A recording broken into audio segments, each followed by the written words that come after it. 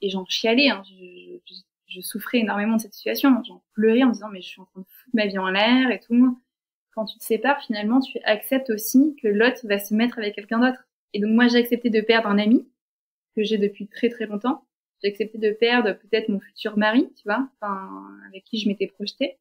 Et j'ai accepté aussi le fait que lui se remarie avec quelqu'un, tu vois. C'est quand même, en fait, tu sautes un peu d'un avion sans parachute, quoi. Le risque est quand même gros, et en même temps, est-ce qu'il en vaut la peine, quoi.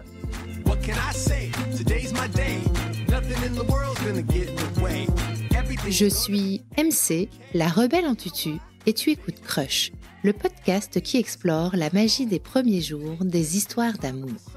Tous les mardis, je fais la révolution en recevant à mon micro un ou une invitée qui me raconte à cœur ouvert la rencontre qui a un jour bouleversé sa vie. Si tu veux découvrir l'actu et les coulisses du podcast, rendez-vous sur Instagram sur le compte @crush_le podcast. En 2019, Marine a 21 ans, elle est en couple depuis 4 ans avec un ami d'enfance, elle s'apprête à se fiancer. Marine ne croit pas au coup de foudre, elle pense que le couple se construit avec du recul, du temps et de la volonté. Mais ça, c'était avant de s'asseoir sur un canapé lors d'une soirée inattendue à côté d'un jeune homme qu'elle trouve absolument fascinant. Bienvenue dans ce nouvel épisode de Crush, contre toute attente. Marine, tu m'as contactée par mail pour me raconter ton histoire sur crush.lepodcast@gmail.com. J'étais très touchée par les quelques lignes que tu m'as écrites. Et aujourd'hui, on est en visio et tu vas me raconter l'histoire de la rencontre qui a bouleversé ta vie. Et je crois que pour le coup, elle a bien bouleversé ta vie. Est-ce que dans un premier temps, Marine, s'il te plaît, tu peux te présenter en quelques phrases ? Alors, je m'appelle Marine Beauté. Beauté, c'est mon nom de mariée. Je précise parce qu'on me demande toujours si j'ai ouvert un centre de beauté ou pas. Je suis une femme, une mère, une épouse et je suis mariée avec Vendry. Donc je précise, c'est Wandri2LE pour ceux qui ne connaissent pas ce prénom. On est mariés depuis bientôt 3 ans. Nous avons un petit garçon qui a 15 mois, qui s'appelle Léopold. Et je suis aussi psychologue de formation. Je suis gestionnaire de patrimoine aujourd'hui. J'ai monté mon cabinet de conseil. Et je fais de la psychologie toujours pour une asso en bénévolat. Et j'ai écrit un bouquin qui s'appelle Les Composants pour aider justement les couples à monter des projets de vie ensemble et à se donner les moyens financiers de les réaliser. Marine, est-ce qu'on peut faire un flashback et retourner au moment où tu vas rencontrer Vendry ? Est-ce que tu peux me dire en quelle année on est, quel âge tu as à ce moment-là et à quoi ressemble ta vie ? Je dois avoir 21 ans à peu près. 2019, je suis en couple depuis 4 ans avec un homme que je connais depuis mon enfance. C'était le meilleur ami de mon frère, d'ailleurs. Et je rencontre Vendry un peu de manière très spontanée par un ami en commun. En fait, cet ami en commun me dit « Viens, on va manger ensemble ». Et je lui dis « Bah ok, très bien, on va bouffer ». Sauf que à ce moment-là, il pleuvait à fond. Et donc il me dit « Bah viens dans ma coloc, il pleut trop dehors, je te présenterai aussi les autres colocs ». Donc je débarque à la coloc. Déjà pour y arriver, il y a un grand escalier et tout. Je me dis « Mais dans quoi est-ce que je me trouve ?» Et en fait, en arrivant, faut savoir que voilà, j'étais vraiment engagée depuis 4 ans. J'allais peut-être me fiancer. Enfin. T'allais peut-être te fiancer ou tu allais te fiancer ? Alors en fait, on était vraiment dans une démarche où on avançait ensemble pour se marier. Et c'est juste qu'on était très jeunes, donc on n'allait pas. Si on se fiançait, on savait que l'année d'après on allait se marier. Donc on attendait de finir nos études. Moi j'étais en master 2 de psy, et donc on s'est dit bon on attend un peu. Et en fait, on avait un week-end de retraite de fiançailles le 12 et 13 novembre 2019. Et on savait qu'à la suite de ce week-end, le mois d'après, on se fiançait, quoi. Et le 30 octobre, donc 13-14 jours avant, j'arrive dans cette coloc et je passe devant Vendry. Je ne savais ni son nom, ni son prénom, rien du tout. Je passe devant lui, il était assis sur son canapé avec une bière dans la main. Et je passe devant lui et je me dis c'est lui. C'est sûr. Comment ça, tu passes devant lui et tu te dis c'est lui ? Qu'est-ce que c'est que cette histoire ? Je passe devant ce gars, je lui dis bonjour et je m'assois et je me dis c'est lui l'homme de ma vie. Déjà, il faut savoir que mon ancienne relation, du coup, je pense que j'avais vraiment confondu amitié, amour. Il y a des choses aussi qui s'entrecroisent parfois. On s'est mis ensemble quand mon grand-père est décédé, donc il avait pris aussi la place de l'homme, enfin la place peut-être un peu du père, oublié, un espèce de pilier qui a été remplacé. Enfin, il y avait pas mal de choses qui allaient pas. Et quand on est pendant longtemps dans une relation, il faut beaucoup de courage pour quitter quelqu'un. Je pense que c'est quelque chose de très difficile. Et donc, en août dernier, en août 2019, j'étais partie en Israël, pour te dire, et alors faut savoir que moi je suis croyante, et j'avais dit au bon Dieu, mais mec, mets-moi l'homme de ma vie devant moi parce que je serais incapable de le quitter. Mais je sais que ça va être une espèce Enfin, ce gars, il est parfait, hein. Enfin, mon ex-copain, c'est un gars extraordinaire et je cracherai jamais sur lui. Par contre, il est juste pas fait pour moi. Enfin, et si tu prends les choses de manière très pratico-pratique, on est complètement différents, on fonctionne de manière très différente aussi, et on n'arrive pas à se retrouver, tu vois. Enfin, quand il y en a un qui dit A, l'autre dit B, et on n'arrive pas à trouver de compromis, tu vois. Ça veut dire que quelques mois avant, tu étais consciente en fait que tu étais en train d'avancer avec ce garçon, mais que c'était pas, comme tu dis, l'homme de ta vie. Ouais, j'en étais complètement consciente, mais en même temps, je voulais tellement pas le blesser que j'étais consciente que j'allais me marier, mais avec un homme qui est juste sur le papier trop bien, mais qui est pas fait pour moi. Mais j'avançais quand même, parce que c'est une sorte de sécurité, tu vois. Tu te dis, bah en fait, c'est hyper sécure, je le connais depuis longtemps, c'est un gars parfait pour être le père de mes enfants, etc. Et je pense que la femme, moi je crois fondamentalement aux différences hommes-femmes dans notre biologie, dans notre façon d'être, et je l'ai beaucoup travaillé en psychologie. Et je pense que la femme aussi, avec l'ère sociétale aussi, a tendance parfois à s'oublier, peut-être dans un mariage, pour les enfants, pour l'autre. Et je pense dans tous les cas que ce mariage n'aurait pas fonctionné, tu vois. Parce qu'il y a un moment, tu vois, on parle de la crise de la quarantaine, mais j'aurais peut-être fait ma crise de la trentaine. À un moment, ça aurait pété. Parce que tu peux pas tenir sur la durée si tu t'oublies. Ça marche pas. Donc toi, t'estimes que dans la relation que tu avais avec lui, en fait, tu t'oubliais un peu. Tu faisais un espèce de sacrifice? Pas un sacrifice, mais oui, je m'oubliais parce que ça sécurise une relation. Tu vois, et à ce moment-là, j'avais besoin de sécurité. J'avais pas la force de partir dans de l'insécurité affective, tu vois. De la sécurité affective, on en parle souvent. Et aussi par peut-être un espèce de biais de comparaison. Tu te dis, bah toutes mes amies sont en train de se marier, sont en train d'avancer. Moi, j'ai pas planté une relation qui a 4 ans pour ma connerie de ce mec est parfait, mais il est pas fait pour moi, tu vois. Enfin, c'est complètement dérisoire. Et j'allais lui dire quoi? Bah en fait, t'es juste parfait, mais juste je te quitte parce que je sais pas quoi. Enfin, tu vois, ça a pas de sens quoi. Enfin, T'aurais pu. oui, j'aurais pu, mais je pense que j'en avais pas la force. Et en plus, j'aimais énormément ses parents à ce gars et que je continue de voir d'ailleurs, que j'affectionne particulièrement. Et voilà, enfin, il y avait tout un environnement. Quand tu commences à t'engager avec une personne, finalement, tu t'attaches aussi à la famille, tu t'attaches aussi à d'autres facteurs. Donc, faut énormément de courage pour se désancrer de tout ça et de se dire du jour au lendemain, je vais être seule. Et moi, j'en étais pas capable parce que je connais mon fonctionnement. Et donc, je suis partie en Israël. Je te dis, j'ai dormi 3 jours dans le désert. Et j'ai dit oh mon Dieu, mais putain, fais un truc là pour moi parce que c'est pas possible, je vais pas y arriver. Tu lui demandes de mettre l'homme de ta vie sur ton chemin, c'est ça? Je lui demande, sachant que moi, je n'ai jamais cru au coup de foudre. Et d'ailleurs, je ne crois toujours pas trop au coup de foudre. C'est assez marrant, mais j'ai toujours su que une relation, ça se bâtissait, que mon ex-copain, on était potes pendant longtemps avant. Enfin, on a passé 1 an à discerner avant de se mettre ensemble. Enfin, savoir si on allait briser cette relation d'amitié, etc. Et pour moi, un couple ça fonctionne pas sur un coup de foudre, ça ne marche pas. Et pourtant, tu vois, je suis rentrée dans cette coloc, je suis arrivée, j'ai vu ce gars, je suis passée, et je sais pas, il y avait cette espèce de flamme en moi où je me suis dit, c'est lui, c'est sûr. Je me suis dit, c'est lui, je veux que ça soit mon mari. Incroyable. Mais est-ce que tu sais dire, au-delà de cette révélation, en fait, ce qui, en le voyant, a pu déclencher ça chez toi? Je pense qu'il faut vraiment apprendre à se connaître. Moi, je suis quelqu'un de très instinctive. Ça peut passer, ça passe ou ça casse généralement. Et en fait, quand je l'ai vu, j'ai vu Vendry et j'ai vu tout de suite que c'était un homme très particulier, très spécial, et que on voit son âme dans ses yeux, quoi. C'est un gars très profond dans sa manière d'être, quoi. Et je pense que c'est ce qui m'a vraiment touchée sur le moment. Qu'est-ce que ça veut dire que tu voyais? Tu as dit c'était quelqu'un de très particulier. On voit son âme dans ses yeux. Là, quand tu le vois pour la première fois, concrètement, qu'est-ce qui te fait dire ça? Qu'est-ce qu'il y a en lui qui te fait dire ça?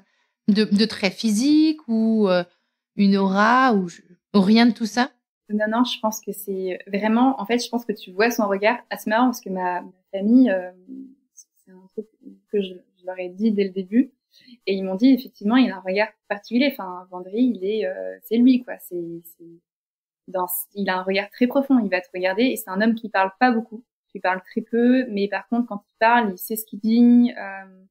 Son oui est un oui, son non est un vrai non. Tu vois ce que je veux dire? C'est quelqu'un de très tranchant, de très droit, qui aime pas forcément le conflit. Enfin, et tout ça, ça se reflète dans sa manière d'être.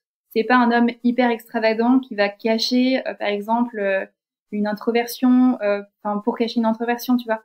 C'est pas un homme qui est hyper introverti ou à l'inverse pour cacher le fait que en fait ça soit un clown, tu vois. Enfin, pas du tout. Enfin, il transparaît ce qu'il est profondément. Et ça, il y en a très peu dans la société parce qu'on se cache tous derrière quelque chose. C'est un peu nos mécanismes de défense finalement. Oui, mais tout de même, tu le vois assis sur un canapé en train de boire une bière. On est d'accord? Ouais, oui. Oui, après, il y a des choses inexplicables, hein, mais je me suis pas limitée à ça, effectivement. Est-ce que je peux te demander physiquement, il est comment? Si tu devais le décrire de façon complètement neutre, tu vois, tu le vois sur un tableau, tu dis cet homme, il est... Et tu dois le décrire à quelqu'un qui le voit pas. Ouais, cet homme, il est grand, il est brun, il a les yeux verts, il est plutôt fin. Enfin, moi, ce qui me marque vraiment, c'est son regard, quoi. C'est un regard hyper transperçant. Quand il te regarde, quelqu'un de très, comme je te dis, quand il a des valeurs, enfin, il a des valeurs vraiment très fortes de par son éducation. Et tu vois, c'est un homme qui n'avait jamais eu de femme avant moi. Tu vois, il m'avait toujours dit, moi, je voudrais me lancer avec quelqu'un parce que je veux vraiment tout lui donner, quoi. Et ça, je lui avais dit, mais attends, mais t'as jamais même voulu essayer, je sais pas, quelque chose avec quelqu'un et tout. Et il m'a dit, erreur système, tu vois. C'est quelqu'un qui sait ce qu'il veut, où il va, et il passe pas par quel chemin. Enfin, c'est juste, la vie, elle est simple, hein. En fait, pour lui, c'est très simple. Hein. Je veux une femme qui a des valeurs, je peux avancer avec elle, terminer. Donc, toutes celles qui m'intéressent pas, ça n'a pas de sens, tu vois. Par contre, lui, il a pas eu de coup de foudre pour moi. Hein. Alors, attends. On retourne dans ce salon où donc tu le vois assis sur le canapé. Tu t'assois à côté de lui, c'est ça? Je m'assois, en fait, on est vraiment dans un angle et moi je suis pas à côté de lui, je suis à côté de lui mais dans l'angle, quoi. Du coup, il est à ma gauche, quoi. Et en fait, mon pote qui débarque, enfin, qui me dit, bah voilà, je te présente et tout, il me présente tout le monde et il me présente Vendry. Et je dis, Vend quoi? Enfin, tout d'un coup, je me dis, ah oui, ok, ce prénom je ne connais pas. Et après lui, j'en ai rencontré plein, du coup, c'est marrant. Et donc mon pote me dit, bah en fait Marine, désolée, j'ai un appel de mon commandant parce qu'il est militaire, je dois partir. Donc il me laisse, il me plante avec les gars de sa coloc. En fait ils étaient deux à ce moment-là, enfin plus lui mais qui part, donc 3 moins 1 donc 2. Et donc on se met à faire un Kems, je crois, enfin je sais pas, un jeu de cartes, un truc comme ça. Et Vendry te dira que j'ai triché, mais moi je te dirais qu'il a triché. Et donc tout part de là. Donc on commence à jouer au jeu de cartes, etc. C'était sympa. Et en repartant, je lui dis, est-ce que tu peux me raccompagner jusqu'à ma voiture, parce que ma voiture était un peu plus haut et il était tard le soir, je connaissais pas la rue, enfin ça me faisait un peu peur. Et donc il me raccompagne et je lui dis, bah écoute, demain on fait une énorme soirée chez moi si tu veux, t'es invité, quoi. J'avais rien organisé, il y avait rien de prévu. Ah, tu inventes. Ouais, sur le moment je dis, en fait je voulais le revoir, quoi, vraiment, mais pas après-demain. Ouais, tu voulais trouver une excuse. Ouais. Et il me dit, bah écoute, pourquoi pas et tout. Et donc là, c'est rigolé. Donc là, je contacte tous mes potes en mode grosse soirée demain à la maison. Je contacte vraiment tout le monde, je remue ciel et terre et tout. Faut savoir que souvent je fais ça, on va dire pour 2-3 jours plus tard, et ça se passe plutôt bien. On fait souvent des grosses soirées à la maison et tout. On est assez fêtard avec Vent. Et là, je fais ça et personne, tout le monde me dit non mais on n'est pas là en fait. Et on se retrouve à 4. Ah, la grosse stuff. Ah ouais, la grosse stuff, sachant qu'il y avait il y avait une personne dans les 4 qui parlait tout le temps et c'était un peu, enfin, il nous a raconté l'histoire de France, je pense. Donc du coup, attends. Tu inventes un gros mytho pour le revoir. Et avant ça, pendant le jeu de cartes, il y a de la séduction entre vous ou pas du tout? Non, pas du tout. Pas du tout. Ok, c'est juste fun, on rigole. Ouais, carrément. Mais toi, tu sais. Ah mais moi je me dis c'est lui, enfin je sais que je veux me marier avec lui. Le lendemain, gros mytho, ça marche pas, il y a personne à ta teuf. Il vient, Vendry. Il vient avec cette hot pote qui passe la soirée à parler de l'histoire de France. Je sais pas, il se fait un monologue. Il vient avec lui, et donc ce mec l'accompagne en voiture. Donc Vendry n'avait pas de voiture. Et donc je vois que la soirée commence à... Enfin, je vois que c'est chiant, quoi. Enfin, en fait, on est autour d'un repas à 4 avec un mec qui fait que parler. Et j'ai beau changer les sujets et tout. Mais finalement, ça devient presque rigolo parce que c'est... Et au moment de partir, le gars lui dit, bon, bah, du coup, je te ramène. Et Vendry me regarde et je lui dis, non, mais c'est bon, moi, j'ai 2-3 trucs à dire à Vendry, je le ramène. Et le gars, il dit, non, mais c'est bon, tu vas pas te taper un aller-retour, t'en as pour 1 heure de route, je le ramène. Et je lui dis, non, je le ramène. Tu vois, je m'engage, je dis, non, c'est bon, je le ramène. Du coup, c'est la première fois où on se retrouve à 2 dans une voiture pendant une demi-heure de route à parler, quoi. Et c'est vrai que je suis assez directe, et moi je voulais un peu confirmer ça, et j'arrivais pas trop à comprendre cette espèce de coup de foudre parce que j'y croyais pas, et en même temps c'était bien réel, c'était bien au fond de moi, quoi. Et du coup je suis un peu directe et je lui dis nos premiers échanges c'est bon bah du coup raconte-moi qui tu es, tu veux combien d'enfants, tu veux faire quoi dans ta vie, tu vois, enfin, et je rentre un peu dans le nerf de la guerre directement, quoi.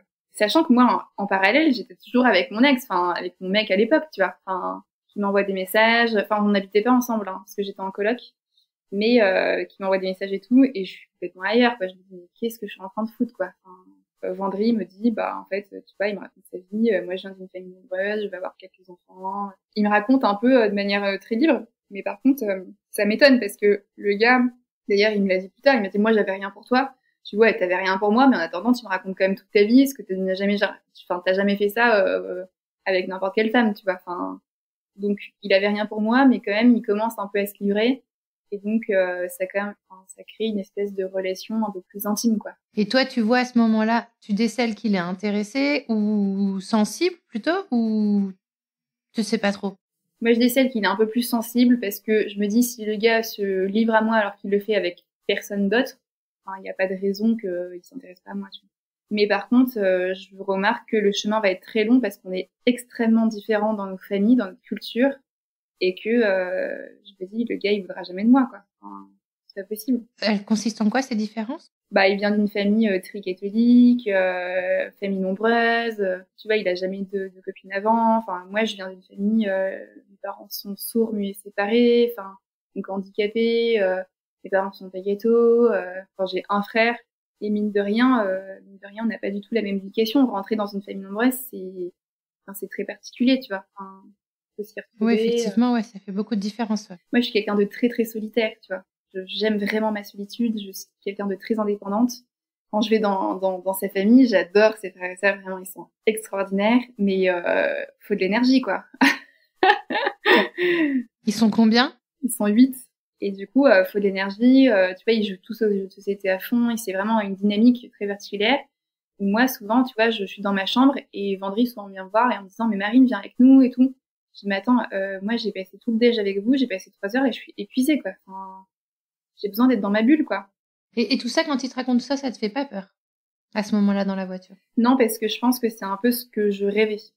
Je rêvais d'être avec un homme qui voulait plein d'enfants, qui s'était gardé pour moi, alors que... Et c'est complètement égoïste, parce que moi, j'ai eu plein de copains avant, tu vois. Enfin, j'allais en rêve party, j'ai fait du mannequinat, enfin, j'étais complètement ailleurs. Enfin, j'ai pas du tout eu la même vie, tu vois. Mais je rêvais d'un homme qui, oui, qui puisse aussi me canaliser, parce que je suis quelqu'un de très spontané, et j'ai besoin que parfois on me dise non, Marine, c'est pas comme ça que ça marche, tu vois. Enfin, quelqu'un d'assez droit. Marine, tu m'as dit que tes parents étaient sourds-muets, c'est ça? Ouais. Effectivement, pour comprendre ton goût pour la solitude et le calme, est-ce que ça a joué? Oui, énormément. Ma question est peut-être complètement con, hein, j'en suis désolée si elle l'est, mais... Non, mais énormément. En fait, tu vois, souvent on me dit, parce que j'ai 25 ans, on me dit, mais comment à 25 ans tu peux être mère, avoir un enfant, monter ta boîte, avoir déjà un diplôme de psy, etc., avoir écrit un bouquin. Et je leur ai dit, mais enfin, je dis à tout le monde, j'ai peut-être 25 ans physiquement, mais peut-être que dans ma tête j'en ai 35, je sais pas, mais parce que en fait, quand on est enfant entendant de parents sourds, on est extrêmement parentalisé.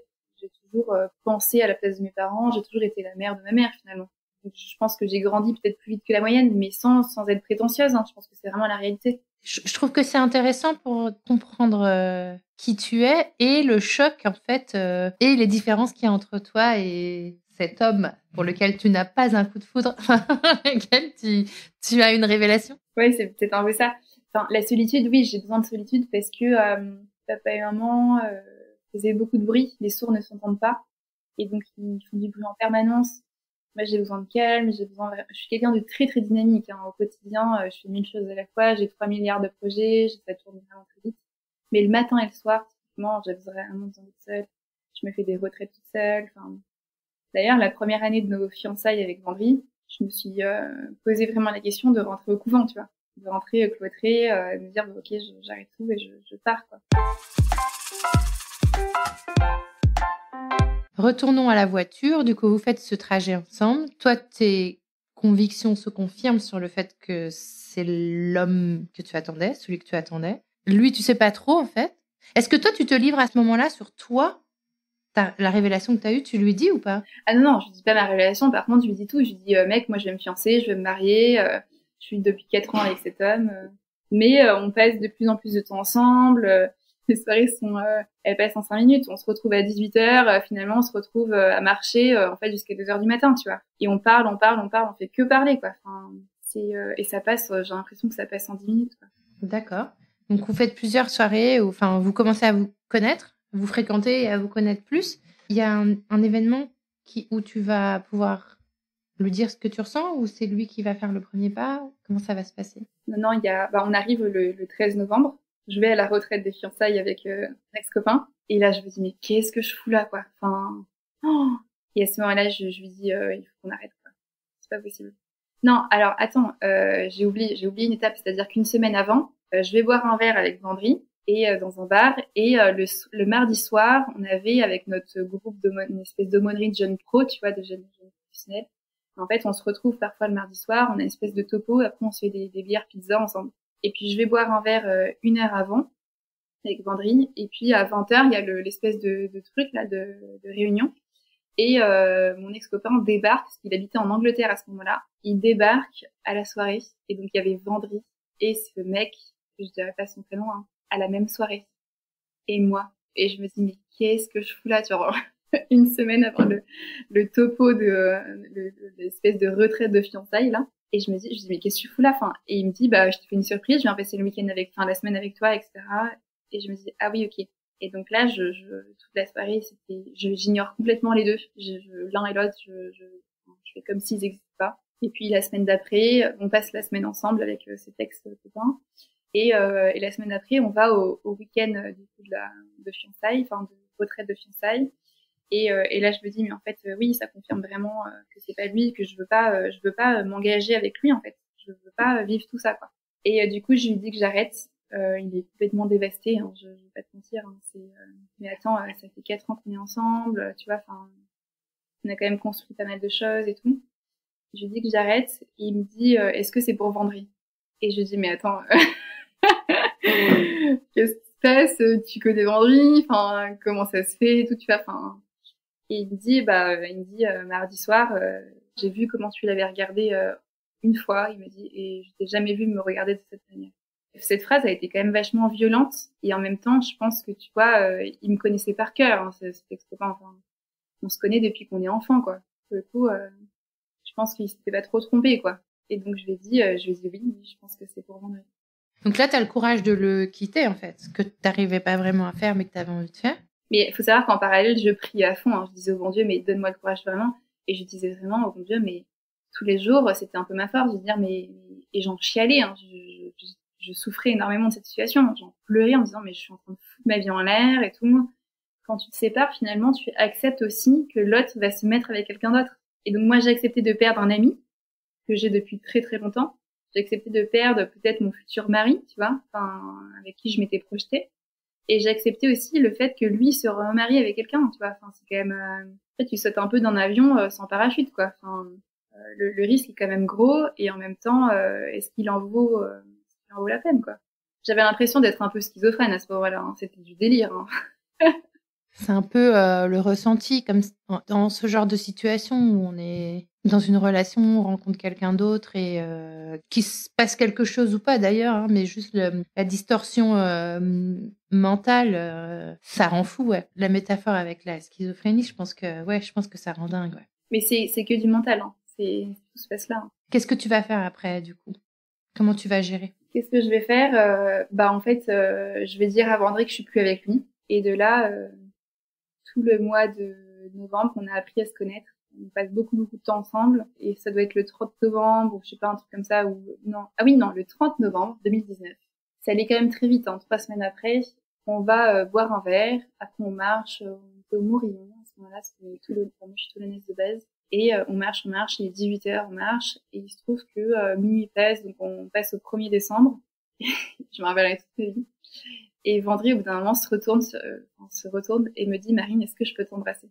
Et là, je me suis dit, putain, le mec, on est dans une société, quand même, faut le rappeler, où il y a quand même beaucoup d'hommes qui n'ont aucun respect pour les femmes.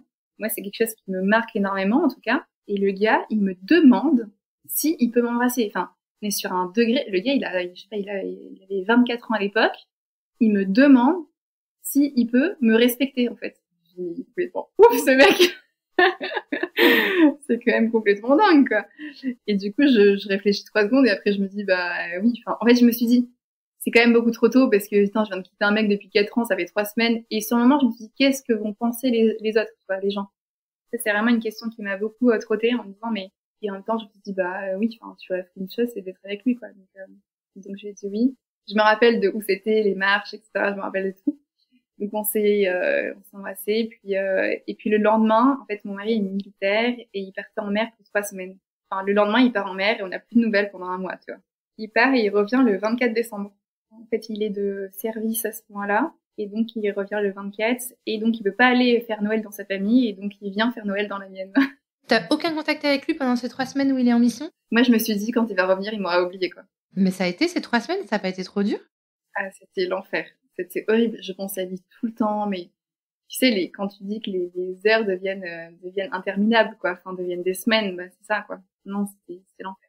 Quand il rentre, il pose ses affaires et tout. Et puis, en fait, je me rends compte qu'il m'appelle directement, quoi. Il me dit, ouais, je suis rentrée, etc. Est-ce qu'on peut se voir? Je dis, bah oui. Et oui, je compte bien te revoir. Ah tiens, t'es déjà rentrée? Ah, c'est déjà la date. La meuf, tu sais, qui mettait des croix sur le mur, tu sais, des bâtons qui comptaient. Tout. Ah oui, t'es déjà là. Oui, si tu veux. Ouais. Oh, j'ai rien de prévu. Exactement. Le tout, c'est de ne pas montrer que tu attendais le moment avec impatience.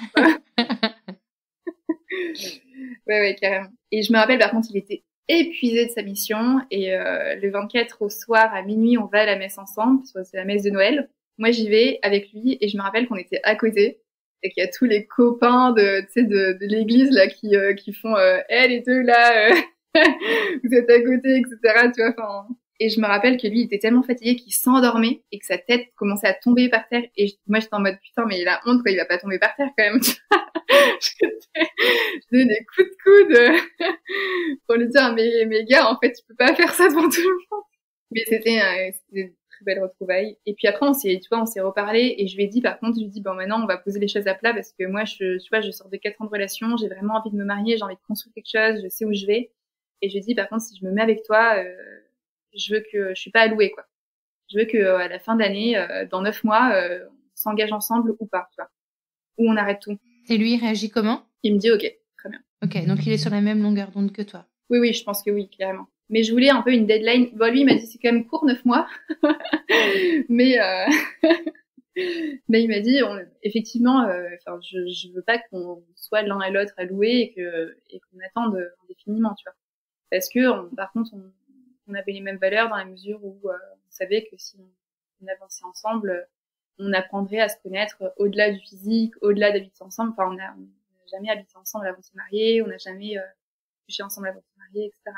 Comment ça s'appelle, ça? Ça a un nom? C'est l'abstinence, la chasteté, c'est tout simplement. Ça m'est tellement étranger, Marine, pour être tout à fait honnête, que je ne sais même pas comment ça s'appelle. Alors franchement, je vais te le dire, en toute honnêteté, je n'ai pas dans mon entourage de couples qui n'ont pas couché ensemble avant de se marier. C'est fou, hein. C'est incroyable. C'est fou. Et moi, j'en connais plein, si tu savais. Mais oui, je pense que c'est une question de milieu.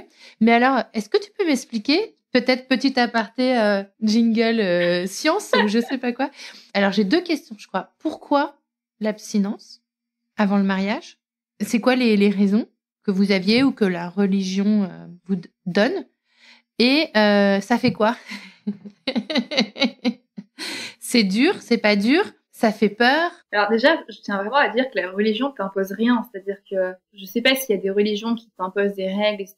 Après, tu sais, nous on est catholiques et t'as un peu les cathos de règles et les cathos de service, entre guillemets, tu vois. T'as les cathos de règles et les cathos de foi, entre guillemets. T'as ceux qui sont dans la règle, il faut faire ça, et c'est comme ça, c'est marqué dans la loi, etc. Puis t'as ceux qui, alors l'un n'empêche pas l'autre, hein, mais qui sont vraiment, c'est un cœur à cœur avec Dieu. Et moi, je pense que je suis plus là-dedans. Mon mari est plus dans la règle, tu vois, de par son éducation. Moi, j'ai vraiment eu une vraie conversion du cœur envers Dieu. Donc j'ai pas ce côté, j'ai pas eu d'aumônerie, j'ai pas eu de catéchisme, tu vois. Enfin, j'ai pas ce côté rigoureux entre guillemets. Par contre, je pense qu'elle te donne des espèces d'orientation, de valeurs. Après, c'est à toi de les choisir ou pas, quoi. Et moi, j'ai toujours dit à mes parents, même si je sais pas, demain je suis plus catholique, je garderai ces valeurs parce qu'elles sont belles et que c'est des choses que j'ai envie de transmettre à mes enfants, pardon. Parce que la foi, c'est quelque chose de tellement intangible, c'est quelque chose de tellement personnel que en fait, voilà, c'est toi, c'est aussi une histoire d'amour, quoi. Enfin, c'est toi avec Dieu et Dieu avec toi. Donc au-delà de ça, donc pour revenir à cette chasteté, lui c'était très clair. Lui il m'a toujours dit, moi je veux apprendre à te connaître autrement, quoi. Je veux vraiment savoir qui tu es, parce que c'est tellement facile dès que t'as un petit conflit de dire bon allez on règle ça sous la couette et terminé, tu vois. Donc on a vraiment appris à se connaître en parlant, en se rencontrant. Après il y a plein de moments où en fait ça peut être, on peut rentrer dans une intimité sans parler de sexe, tu vois. Le fait de se regarder profondément, le fait de, je sais pas, de se tenir la main, de s'embrasser, enfin, c'est quand même, on rentre quand même déjà dans une intimité. Et moi, je pense que avec toutes ces années où j'ai été blessée par l'homme, où j'avais vraiment besoin de réconcilier ça au fond de moi, de réconcilier mon corps, mon cœur, mon esprit, tu vois, il y avait quelque chose de linéaire qui avait besoin de se raccorder. J'avais besoin de temps, en fait. J'étais pas prête à me redonner à quelqu'un, en fait. Quand on se dit avec Landry, ben, on avance ensemble. Par contre, on avance ensemble sans relation sexuelle, ça s'apprend. Donc moi, j'avais toujours eu des relations sexuelles avant. Donc moi, je dis, vas-y, ok, très bien. Enfin, moi, je fonce, c'est hyper beau ce que tu me proposes à vivre. Mais en fait, dans la réalité, il y a les paroles, il y a les actes, quoi. Enfin, c'est hyper dur à vivre. Ça veut dire ne jamais être dans la même pièce tous les deux. Ensemble, ça veut dire que le soir, dès qu'il commence à faire nuit, bah en fait, soit on est en groupe, soit on n'est plus ensemble, tu vois. Ça donne énormément de barrières, de contraintes et de cadres, parce qu'on est humain. Enfin, on est humain, on est très amoureux, on a envie de se marier ensemble, donc on sait où ça va nous mener, quoi. Et il n'y a pas cette crainte, poser des questions débiles. Il n'y a pas cette crainte de genre ça va pas marcher. Tu sais, moi je me suis toujours dit avant. Alors moi le mariage c'était pas un objectif pour moi, c'était pas une étape par laquelle je voulais passer, mais avant de me dire ok j'avance avec lui, où on fait des enfants, on fonde une famille, où on prend un appart ou je sais pas ou un chat, ce que tu veux, j'ai besoin de savoir si au lit, ça marche, si sexuellement on est compatible, si ça fonctionne en fait. Toi, t'avais jamais cette crainte? En fait, ça veut dire quoi, ça marche bien? Tu vois, moi je pense que ça renvoie à la question de performance de la société, etc. Non, en fait, je crois que j'ai pas eu de doute, tout simplement. Je pense qu'il faut aussi se faire confiance et à partir du moment où tu es très amoureux de la personne, que tu vois, en embrassant quelqu'un, tu sais si ça va bien se passer ou pas. J'ai envie de te dire. Je pense que quelqu'un qui a... Ah ouais, mais moi je pense pas ça, Ah tu ouais. vois. Moi, j'ai déjà eu des exemples où c'était super dans les préliminaires, on va dire, mais après, par contre, le sexe, on n'était pas du tout alignés, quoi. Il faisait des trucs qui me convenaient pas et sûrement vice versa. Et je me disais, bah en fait, soit effectivement tu peux tenter de faire en sorte qu'il y ait une harmonie qui n'est pas là pour l'instant, soit ben il n'y a pas suffisamment d'accroche ou de sentiments ou d'envie de relation pour chercher cette harmonie. Mais il y a quand même des gens avec qui ça fonctionne et d'autres avec qui ça fonctionne pas. Bah, je pense que oui, effectivement, je pense qu'il y a des gens avec qui ça fonctionne et d'autres avec qui ça fonctionne pas. Mais je pense que c'est vraiment une question de communication, une question de feeling. C'est-à-dire que moi, je veux pas la même chose aujourd'hui qu'il y a 4 ans, tu vois. Enfin, en fait, c'est aussi la relation sexuelle, elle évolue en fonction du temps, en fonction de nos corps, en fonction de la maternité, de la paternité, tu vois. Enfin, il y a tellement de choses qui évoluent que, en fait, si on se base que sur ça, on change de partenaire tous les 5 ans, tu vois. Et en fait, je pense qu'il y a vraiment beaucoup de communication. Après, c'est vrai que nous, on est vraiment dans le respect de l'un et de l'autre. C'est-à-dire que, tu vois, par exemple, même dans nos paroles, c'est-à-dire qu'on peut avoir des relations parfois peut-être un peu plus virulentes, mais on va jamais utiliser le mot baise, tu vois, parce qu'on ne baise pas, tu vois, on se respecte vraiment profondément. Au-delà de ça, moi j'ai eu des relations sexuelles, et au-delà de ça, moi je me suis dit c'est lui envers et contre tout, peu importe. C'est vraiment que je me suis dit ça marchera, c'est sûr. Enfin, on trouvera les moyens que ça marche. Enfin, il y a pas de, cet homme est extraordinaire, je veux que ça soit mon mari, quoi, c'est tout. Vous en êtes au moment où vous vous engagez, où tu lui dis que tu veux t'engager et tu lui mets presque une espèce de deadline, en fait. Bon, j'imagine que là, l'histoire démarre sans encombre, sans accroc, tout se passe bien. Tout se passe très très bien. Ouais, c'est vraiment le monde des bisounours, quoi. Tout se passe bien. Après, on chemine ensemble et tout, sauf que vient le Covid. Et donc, qui dit Covid dit plus, enfin, on avait beaucoup plus de mal à pouvoir se retrouver parce qu'on n'habite pas ensemble et que moi j'habite à une demi-heure de chez lui en voiture. Et donc, c'était quand même très dur. Et donc là, arrive la deadline en juin et il me dit, bah écoute Marine, je suis pas prêt, je sais pas quoi te dire, quoi. Je suis pas prêt à te demander en mariage, quoi. Enfin, et ce que j'entends, parce qu'on se voit pas énormément non plus. Enfin, on se voit moins, tu vois, avec le Covid, forcément. Vous avez pas passé le confinement ensemble? Non, pas du tout. T'es folle. Tu veux qu'on brise nos engagements? Je sais pas, dans deux maisons différentes, je sais pas moi, l'un à côté de l'autre. Non, impossible, mais impossible. Attends, c'est pas possible. Je sais plus, je dois avoir 21, 22 ans. Oui, non, c'est impossible. Donc je lui dis, écoute, je te rajoute 2 mois. En août, on prend une décision, sinon moi j'arrête. Et il me dit ok. Et tu vois, je sais plus, le 13 août ou le 14 août, un truc comme ça, on part en vacances à Arcachon et il me fait cette demande en mariage. Et en fait, c'est marrant parce que c'était tellement fluide que quand il a posé un genou à terre en me disant Marine, est-ce que tu veux être ma femme? Je lui ai dit bah ouais.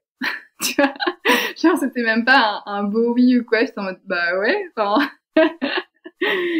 c'est la suite quoi. Vas-y, on continue quoi. Enfin, et après, par contre, j'ai été quand même très tiraillée parce que j'explore de plus en plus cette foi qui est très belle, qui se construit. Et pendant notre année de fiançailles, et bah je vois qu'on a quand même des écarts de culture qui sont quand même très fortes. Je me dis mais comment est-ce qu'on va réussir à dépasser ça dans nos familles? Et je me sens totalement appelée à rentrer au couvent. Et je commence à cheminer avec une sœur et je me dis le seul truc qui ferait que je rentrerais pas, c'est vraiment la maternité. Je sais pas si je suis prête à faire une croix, enfin être mère spirituelle, mais à faire une croix sur la maternité féconde, tu vois. Donc on chemine, et puis vient un peu la dernière étape avant de dire ok, on va fixer une date de mariage. Et je lui dis bah écoute, tu pars à la Sainte-Baume chez des moines pendant une semaine, et moi je pars à Jouques chez des sœurs pendant une semaine cloîtrée.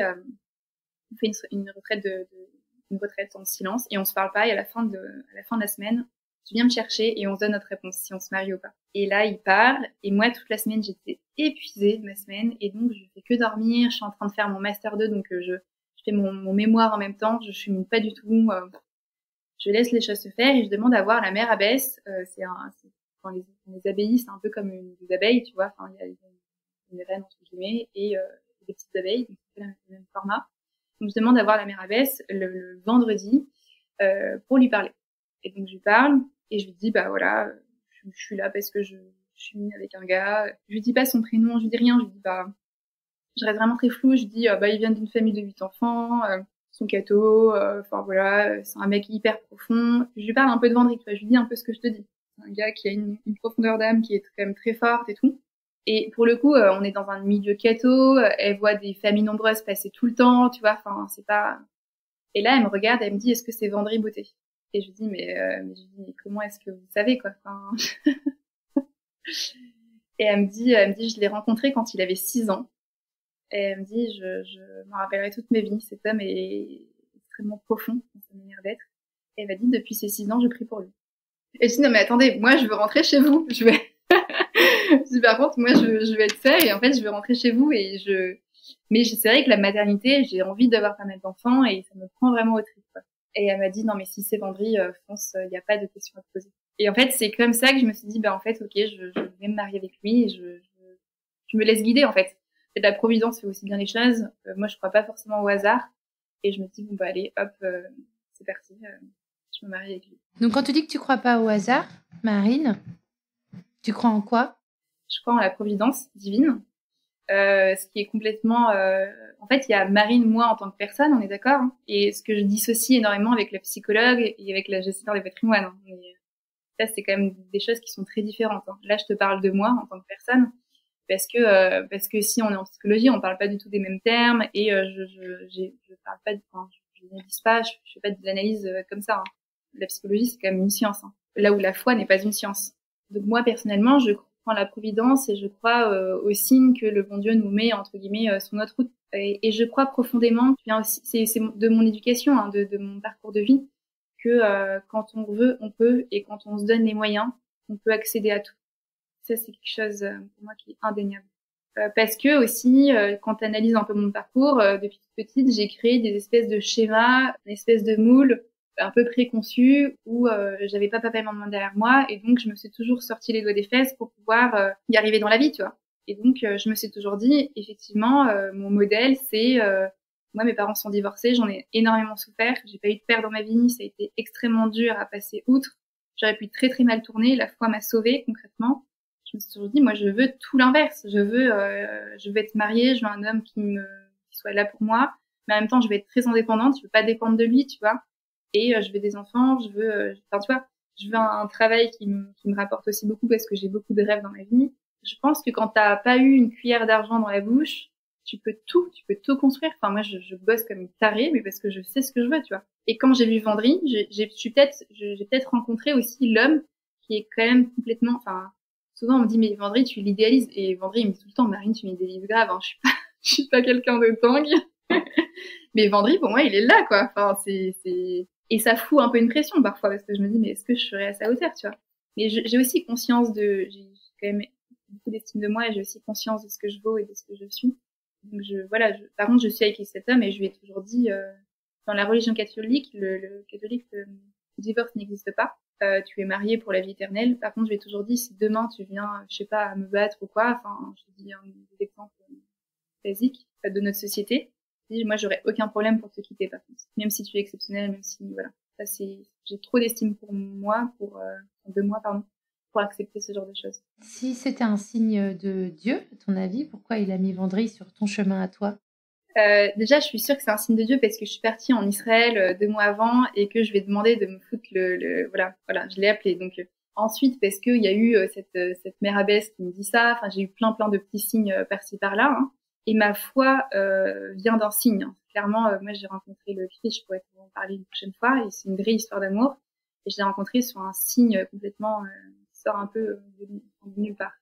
Et donc, si c'est un signe de Dieu, pourquoi est-ce qu'il s'est mis devant moi? Je pense qu'on se met pas avec une psychologue pour rien, et je pense qu'une psychologue ne se met pas avec un type comme ça pour rien non plus. Je pense que Vendry a quelque chose de presque de l'ordre de l'Asperger. L'Asperger, c'est une branche de l'autisme. Je pense pas qu'il soit autiste, mais c'est un gars qui est hyper intelligent, qui va lire un truc, qui va le retenir. Pour te dire, le premier jour de notre voyage de noces, donc on dort ensemble pour la première fois, une des premières fois. Et mais oui, ça s'est bien passé. Ça s'est très bien passé. Joker. On était en Grèce, on monte l'ascenseur nous montre au premier étage, au 11e étage pour aller prendre notre petit déjeuner.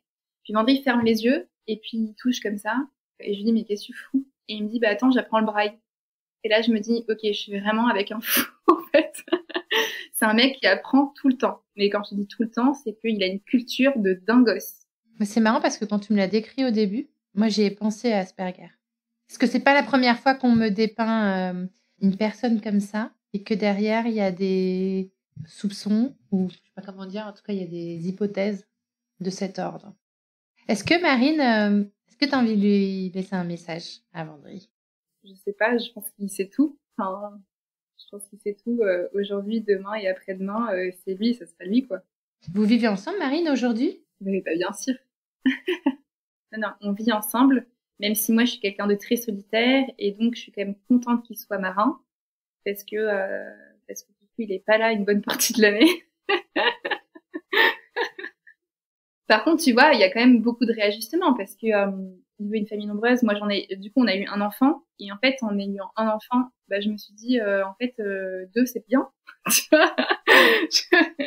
Donc, il y a quand même énormément. Là, on est au cœur des réajustements parce que je suis comme je suis avec mon parcours, etc. Et moi, en fait, tu vois, me faire des chemins de je sais pas quoi, de Compostelle en sac à dos, treillis, scoutisme, je sais pas quoi, c'est pas mon délire, tu vois. Avoir 8 enfants, c'est pas mon délire, tu vois. Enfin, voilà. Donc il y a quand même des réajustements, mais en fait, ce qui est beau dans une relation, et je terminerai sur ça, c'est que en s'écoutant l'un et l'autre, et en ne pas s'oubliant, ça c'est très important, parce que il est ce qu'il est, et moi je suis ce que je suis.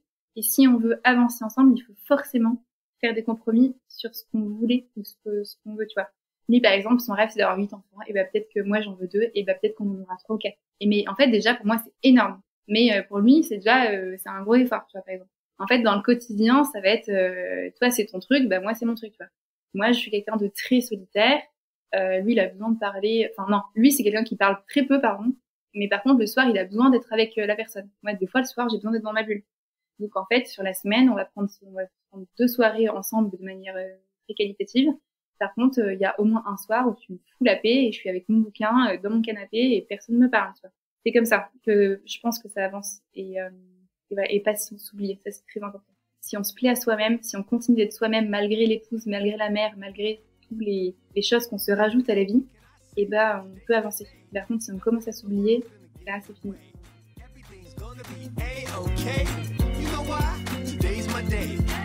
Merci d'avoir écouté cet épisode. Je compte sur toi pour aller mettre 5 étoiles et un commentaire sur ta plateforme d'écoute favorite, notamment Apple Podcast. Ça prend littéralement 30 secondes et c'est crucial pour soutenir mon travail complètement indépendant. Si tu veux venir à mon micro, tu peux m'écrire sur crush.lepodcast@gmail.com et si tu veux me soutenir financièrement, clique sur le lien Patreon dans le descriptif de cet épisode. 1000 merci pour ton écoute et à la semaine prochaine pour un nouveau Crush.